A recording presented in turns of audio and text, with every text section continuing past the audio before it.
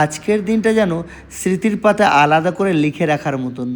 সহকর্মীদের সাথে পিকনিকে বেরিয়েছিলাম। শীতের সকাল, চারপাশে কুয়াশায় মোড়া, হিমের হাওয়ায় শরীর কাঁপলো, মনের ভেতর ছিল অন্যরকম উষ্ণতা।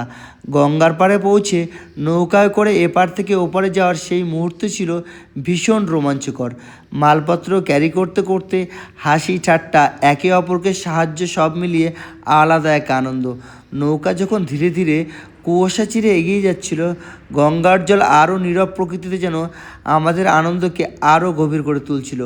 ওপারে পৌঁছে শুরু হলো আসল উৎসব, হাসি, গল্প, খাওয়া দাওয়া আর সহকর্মীদের আন্তরিকতা। প্রতি বছরের মতো এবারও এই দিনটি আমাদের কাছে আরও কাছে এনে দিল।